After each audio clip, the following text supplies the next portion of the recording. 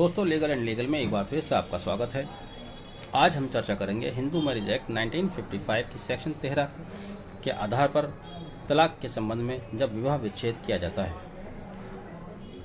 अभी 15 फरवरी 2022 को supreme court द्वारा एक शादी को डिसॉल्व किया गया।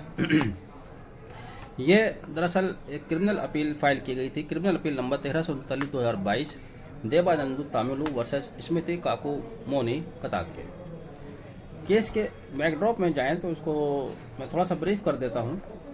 17 जून 2009 को तेजपुर आसाम में एक शादी संपन्न होती है।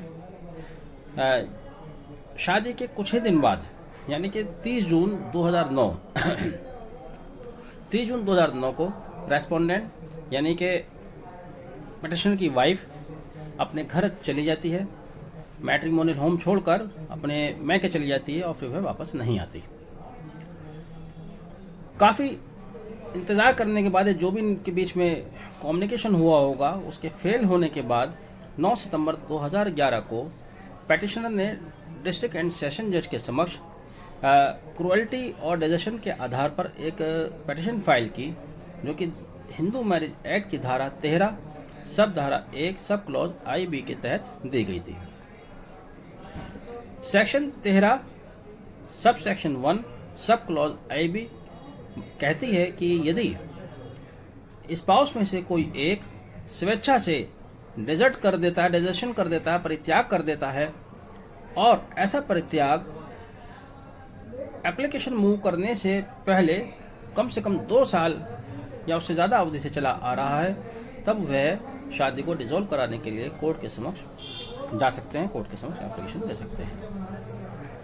अपीलांट की तरफ से आर्गुमेंट करते हुए उनके एडवोकेट ने कहा कि शादी कंज्यूमेट नहीं हो पाई, यानी कि वैवाहिक संबंध स्थापित नहीं हो पाए, और उन्होंने सुप्रीम कोर्ट के समक्ष यह भी कहा कि एपेक्स कोर्ट को आर्टिकल 142 के तहत प्रदत्त शक्तियों के अनुसार इस पिटीशन को डिसाइड करने का अधिकार है। साथ ही उन्होंने ये भी कहा कि रेस्पोंडेंट ने शादी की बात से कभी भी स्वेच्छा से कोहैबिटेशन की इच्छा जाहिर नहीं की, जिसकी वजह से भी ये शादी समाप्त की जानी चाहिए।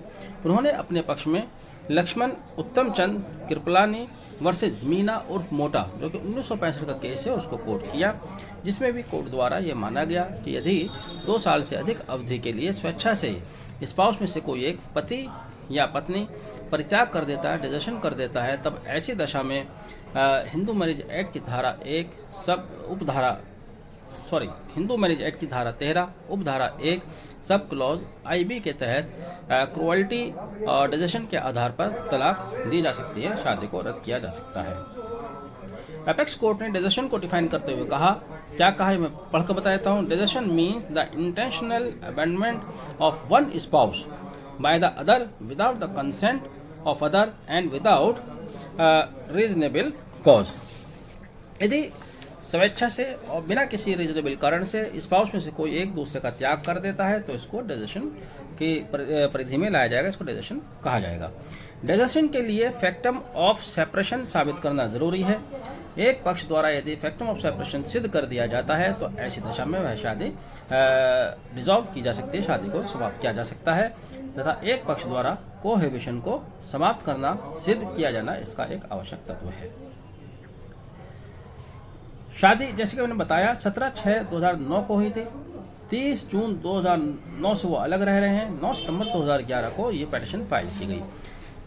कानून में प्रावधान किया गया है कि जिस डेट में एप्लीकेशन मूव की जाती है उस डेट से लगभग 2 साल कम से कम पति और पत्नी एक दूसरे से अलग रह रहे हैं, उनके अंदर वैवाहिक संबंध स्थापित नहीं हुए हैं, तभी ये एप्लीकेशन मूव की जा सकती है। जबकि रेस्पोंडेंट के वकील ने बहस करते हुए एपेक्स कोर्ट के समक्ष रखा कि यह सेपरेशन सिद्ध नहीं हो रहा है, कोहैबिटेशन भी उनके बीच था। उन्होंने ये भी बताया कि दिसंबर 2009 में रेस्पोंडेंट अपने ससुराल गई थी। शपथ पत्र पर बताया, अपना एविडेंस उन्होंने शपथ पत्र दिया, उसमें कहा कि दिसंबर 2009 में रेस्पोंडेंट अपने ससुराल गई, वहां वो 2 दिन रही। इस पर कोर्ट ने कहा कि चूंकि रेस्पोंडेंट किसी ओकेजन पर गई थी, उनकी सास का देहांत हो गया था और वहाँ वह केवल 2 दिन रही है, इससे वैवाहिक संबंधों की पुनर्स्थापना सिद्ध नहीं होती है। इससे ये नहीं कहा जा सकता कि उसने वैवाहिक संबंध दोबारा से स्थापित किए।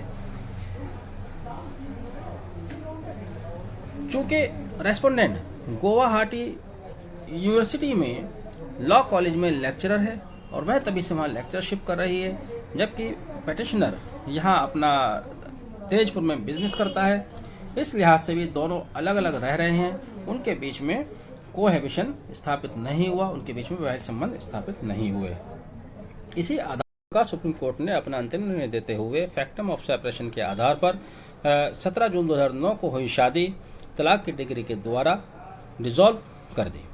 यानी कि section 13 sub section 1 sub clause IP Hindu marriage act 1955 के तहत आपको केवल डिजर्शन साबित करना है, क्रुएल्टी साबित करना है और फैक्टम ऑफ सेपरेशन सिद्ध करना है। यदि आप ये सिद्ध करने में कामयाब होते हैं तो कोर्ट द्वारा इस तरह की शादी को डिसॉल्व किया जा सकता है।